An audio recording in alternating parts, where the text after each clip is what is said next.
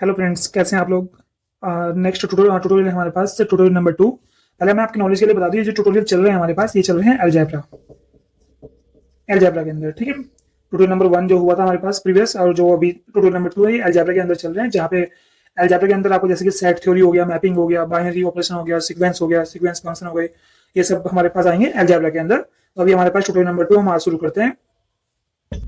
Problem number 1 है हमारे पास, जो कि वैन डायग्राम के ऊपर एक बड़ी अच्छी प्रॉब्लम है। ये कह रहा है कि यहाँ पे कि जो ये हमारे पास वैन डायग्राम बना हुआ है तीन सेट से, ए बी सी, तीन सेट से मिलकर जो वैन डायग्राम मिला हुआ है, बना हुआ है, तो हमें बताना है ये जो सैडेड एरिया है, ये जो सैडेड एरिया है, ये वाला, ठीक है, ये इनमें से किसको रिप्रेजेंट करता है। ठीक है, देखिए बहुत ईजी है। ये वाला पार्ट जो है, ये यहाँ देखो ध्यान से, ये वाला, ठीक है, ये वाला जो सैडेड एरिया है, ये वाला, ये किसके इंटरसेक्शन से बना हुआ है? ये बना हुआ है ए इंटरसेक्शन बी से। ठीक है, ए और बी का इंटरसेक्शन क्या होगा? ये वाला पार्ट। ठीक है, ये वाला पार्ट। ठीक है, ये ए है, ये बी है। अब देखो दूसरा हमारे पास है ये वाला इंटरसेक्शन। ठीक है, ये वाला किससे बना हुआ है? बी और सी से, बी इंटरसेक्शन सी से। यानी कि हमारे पास कुछ इस तरह से ये वाला पार्ट, यहाँ पे ये क्या है इसका? B intersection C. ये सी है तो बी इंटरसेक्शन सी। अभी पूरा पूरा जो सैडेड एरिया है, ये किससे मिलकर बनेगा? ये हमारे पास ये एरिया और भाई ये एरिया, इन दोनों एरिया का यूनियन है। ठीक है, इनमें से देखो कौन सा ऑप्शन है? A intersection B union B intersection, पहला ये ऑप्शन है। ठीक है, तो पहला ऑप्शन इसका आंसर होगा इस वेन डायग्राम का। ठीक है, अब हमारे पास दूसरी प्रॉब्लम है। यहाँ पे दो सेट हैं, एक एक्स है जिसके अंदर ए बी सी डी है, और एक सेट हमारे पास है यहाँ पे जिसके अंदर 4 5 6 7 है। अब ये पूछता है कि जो एक्स वाई है इन दोनों का यूनियन निकालो। तो मैं आपको बता दूं, हमारे पास यूनियन और इंटरसेक्शन, इन दोनों का क्या मतलब है? इंटरसेक्शन क्या होता है कि दो सेट के अंदर कोई भी एलिमेंट, जो एलिमेंट कॉमन होंगे वो काउंट करेंगे, और यूनियन का मीनिंग होता है दोनों सेट का ओवरऑल। सपोज दो सेट है हमारे पास ए और वाई, उन दोनों एलिमेंट्स में कितने एलिमेंट है उन सबको लिखना। ठीक है, जितने भी एलिमेंट सारे लिखने, जो इंटरसेक्शन एलिमेंट है वो वन टाइम यूज करेंगे, बाकी जितने भी दोनों सेट के अंदर एक्स और वाई के अंदर जितने भी एलिमेंट बचते हैं उन दोनों को हम लोग एक ही सेट के अंदर लिख देंगे। तो दैट इज ए यूनियन। और ये अब इसमें देखते हैं, यहाँ पे यूनियन पूछ रहा है, तो यूनियन का मतलब क्या है कि भाई दोनों सेट के intersection element as well as जो बचे हुए एलिमेंट है उनको भी लिखेंगे। तो मैं फिलहाल मैं देख रहा हूँ यहाँ पे ये तो अल्फाबेटिकल सेट है, ये नंबर का सेट है, तो दोनों में कुछ भी कॉमन नहीं है, यानी कि इंटरसेक्शन तो आपका यहाँ 0 हुआ। ठीक है, नल सेट हुआ, नल सेट हुआ। ठीक है, लेकिन यहाँ पे 0 नहीं हुआ, 0 से मतलब भी 0 भी एक अपने आप में एलिमेंट है, लेकिन नल सेट हुआ 5। ठीक है, तो यहाँ पे सारे एलिमेंट इकट्ठे करके लिख देंगे इसको, A B C D, A B C D 4 5 6 7। तो इसका आंसर हुआ हमारे पास थर्ड।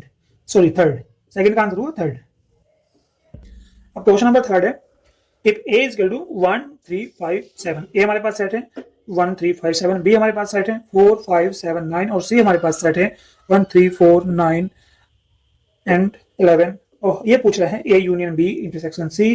तो मैं आपको ये बात क्लियर कर देना चाहता हूँ, जितने भी मैं क्वेश्चन करा रहा हूँ ये सारे कहीं ना कहीं प्रीवियस क्वेश्चन है, जो टीजीटी पीजीटी एनडीए और जेई मेंस और एडवांस में क्वेश्चन पड़े हुए हैं। बेसिक क्वेश्चन लग रहे होंगे आपको, लेकिन ये आपके टीजीटी और एनडीए लेवल के क्वेश्चन है। ठीक है, ये कुछ क्वेश्चन रैंडमली कभी कभी पीजीटी वगैरह में भी इनमें से पड़ जाते हैं। मैं भी ऐसा ओवरऑल टीजीटी पीजीटी के क्वेश्चन करा रहा हूँ आप लोगों को। अब यहाँ पे जैसे कि ये पूछ रहा है, यहाँ पे A union B intersection C, that is clear है हमारे पास। First of all we find A union B. What is A union B? A union B that is union of A and B. क्या होगा हमारे पास? 1 दोनों में नहीं है तो 1 आ जाएगा। पहले कॉमन देख लो एलिमेंट, 5 दोनों में कॉमन एलिमेंट है, 7 दोनों में कॉमन एलिमेंट है, तो इंटरसेक्शन तो 5 7 हुआ। तो जितने भी एलिमेंट है उनको यूज कीजिएगा, 1 3 5 7, ये इंटरसेक्शन एलिमेंट है।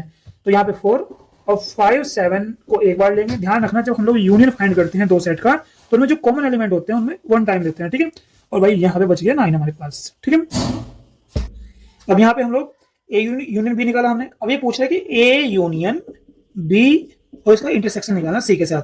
मतलब ये यूनियन आया हमारे पास ए और बी का, इसका सी के साथ इंटरसेक्शन निकालना होगा।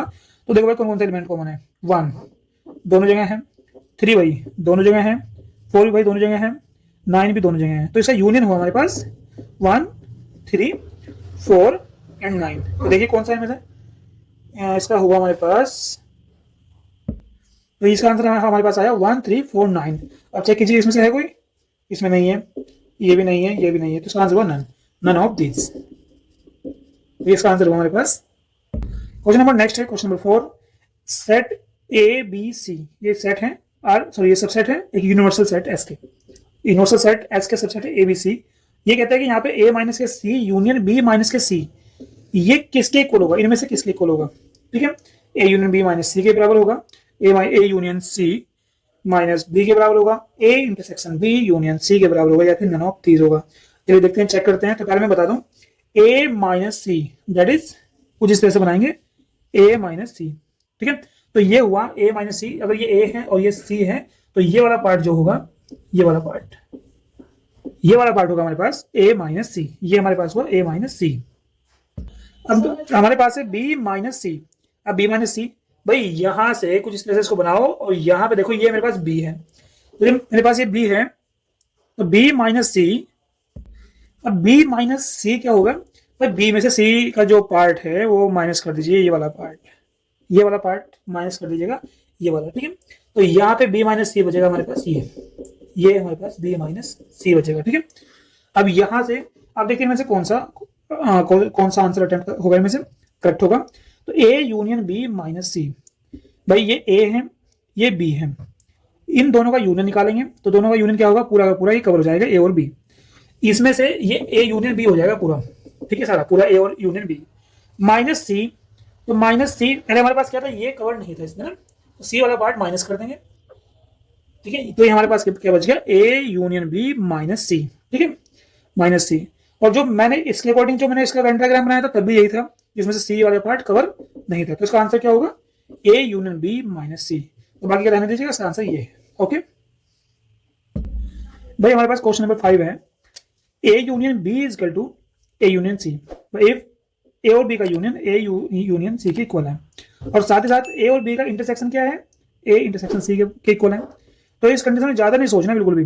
अगर ऐसा है ना कि A union B is equal to A union C है और A intersection B is equal to A intersection C है, और इस तरह का क्वेश्चन आ जाता है आपका किसी भी एग्जाम में, टीजीटी पीजीटी अगर किसी एग्जाम में आ जाता है, तो बिना सोचे समझे आपको इसका आंसर लगा देना है बी इज इक्वल टू सी, ठीक है। और मैं आपकी नॉलेज के लिए बता दूं, ये एग्जाम टीजीटी के एग्जाम पेपर में आ रखा है ये क्वेश्चन, ठीक है।